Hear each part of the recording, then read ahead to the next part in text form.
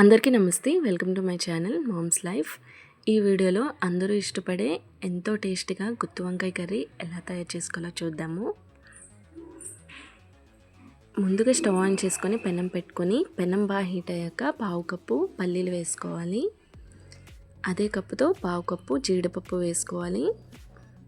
జీడిపప్పు బదులు నువ్వులు కూడా వేసుకోవచ్చు.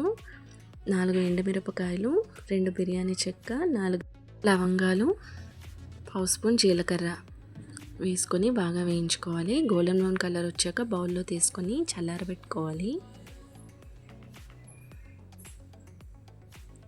ఇప్పుడు మసాలా పేస్ట్ కోసం మిక్సీ జార్ తీసుకొని మనం ఇందాక వేయించుకున్న చల్లారాక ఇందులో వేసుకోవాలి. అలాగే 2 స్పూన్స్ కారం, చింతపండు మనకి పులుపు తగ్గట్టు వేసుకోవాలి. 1 స్పూన్ గరం మసాలా, 2 స్పూన్లు ధనియాల పొడి,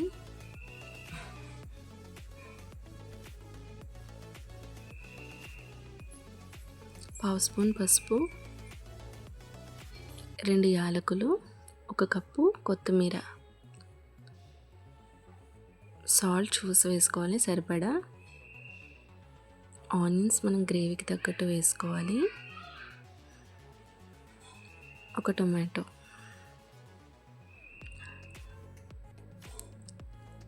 అల్లం, అలాగే వెల్లుల్లి.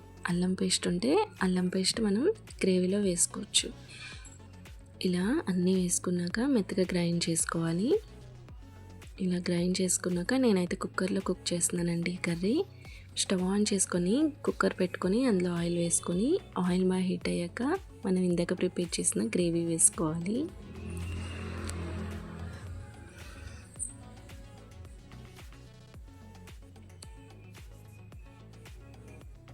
కొద్దిగా పచ్చివాసన పోయేంత వరకు వేయించుకున్నాక వంకాయలు వేసుకొని ఇంకో 5 నిమిషాలు వేయించుకోవాలి.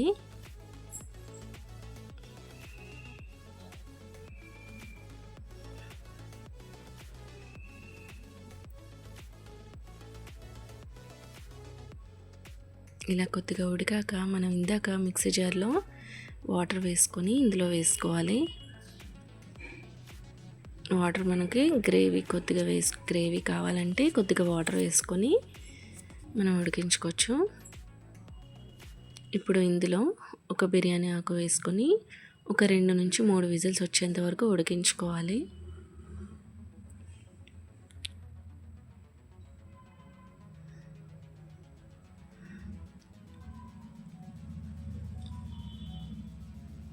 గుత్తి వంకాయ కర్రీ చాలా బాగా కుదిరిందండి. మీరు కూడా ఇలా ట్రై చేయండి, తప్పకుండా చాలా టేస్ట్గా వస్తుంది. ఈ టేస్ట్ అంతా మనం ప్రిపేర్ చేసుకునే గ్రేవీలో ఉంటుంది. And thank you for watching my channel. Please like, share and subscribe my channel.